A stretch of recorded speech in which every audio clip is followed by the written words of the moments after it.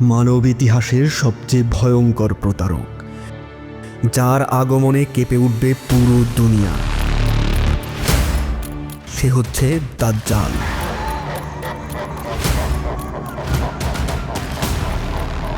কিন্তু প্রশ্ন হচ্ছে, দাজ্জাল কবে আসবে? চলুন কোরআন ও হাদিসের আলোকে জানি কিয়ামতের এই বড় আলামতের বিস্তারিত। দাজ্জাল এক ভয়ঙ্কর ফিতনা, যার নাম শুনলেই ভীতিকর এক চিত্র ভেসে ওঠে।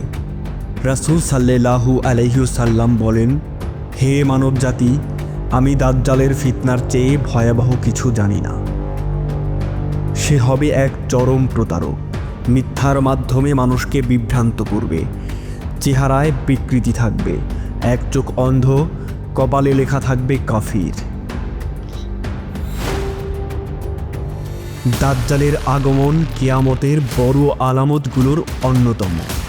কিন্তু দাজ্জাল কবে আসবে এর নির্দিষ্ট সময় একমাত্র আল্লাহ তাআলাই জানেন। তবে হাদিস অনুযায়ী কিছু সংকেত বা আলামত রয়েছে। এর মধ্যে 1, বিশ্বব্যাপী নৈতিক অবক্ষয় হবে। 2, জ্ঞান হারাবে, কোরআনের শিক্ষা ভুলে যাবে মানুষ।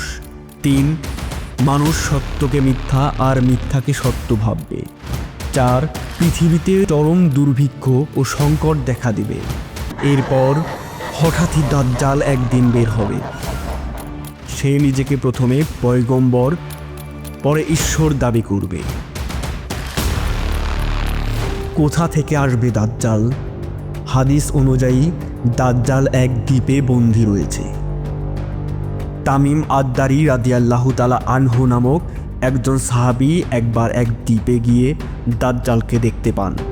তিনি বর্ণনা করেন, সে চেইনে বাঁধা, কিন্তু ভবিষ্যতে মুক্ত হবে, আর তার আগমন হবে খোরাসান অঞ্চল থেকে, বর্তমানে যা ইরান আফগানিস্তানের একটি অংশ। তার বাহন হবে গাধার মতো, যার গতি হবে অত্যন্ত ভয়ঙ্কর। মানুষ সেটাকে আজকের ট্রেন বা জেট হিসেবেও ব্যাখ্যা করে থাকেন।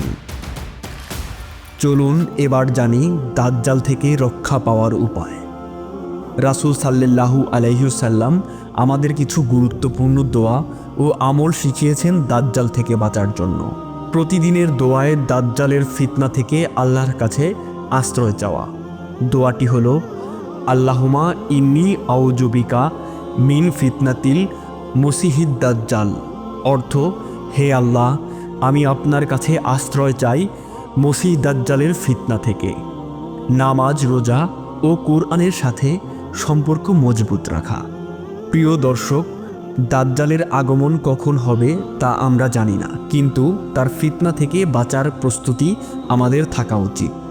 আসুন আমরা কোরআনের শিক্ষা গ্রহণ করি, হাদিসের আলোয় জীবন গড়ি।